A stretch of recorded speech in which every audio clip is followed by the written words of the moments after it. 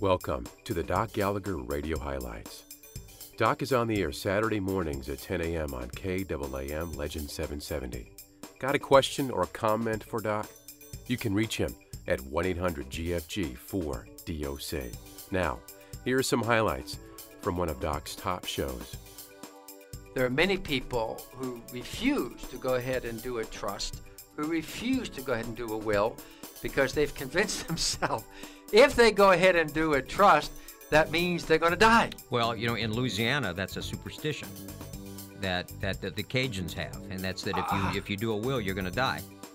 But, is that where it came from? But you know what the fact is?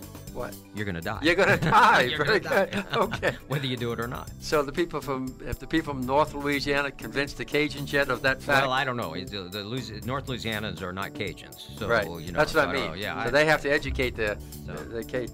Well, apparently it's not just superstition there, because I've had people in Texas, and well, it's throughout the country. There are people who think that, well, you know, there's something about this mortality that if I burst the balloon and talk about my death, talk about doing a trust, I'm going to die. But you're right, you're going to die. You're going to die anyway. So just go ahead and get the planning done. It's a loving thing to do for your family. It's a protective thing to do for yourself. All right, now, how about incorporating your family in discussions about your death when you go into well, let's say now we're talking about you're in the hospital. You know, people want to hush. Come on, let's talk about it openly. The doctor said I got 2 weeks left. Now, I'm not being cavalier here, by the way. I understand this is difficult. This is it. There ain't no more after this. I understand that. But I'm saying, what's the choice? Does everyone stand around the bedside silent like nothing's happening?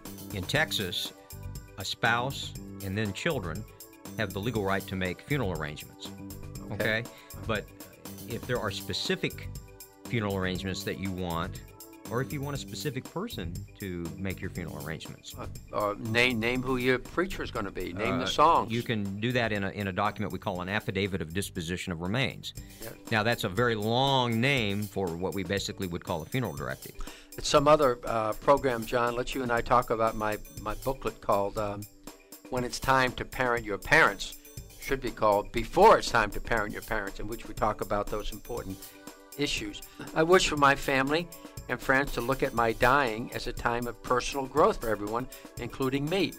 This will help me live a meaningful life in my final days. Now, this is important. After my death, I would like to let people know ahead of time whether you want to be buried or cremated, because if there's not clear direction on that, and some family members want to bury them, want some cremation, that's going to be a family feud right then. Well, and we've actually seen, even in just a regular family situation, we had a case about 3 years ago where the family members could not agree on the church in which the funeral would be held.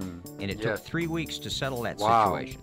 Wow. So by having an affidavit to say who will be in charge of the funeral, we'll take away some of that. Very good. Take away some of that.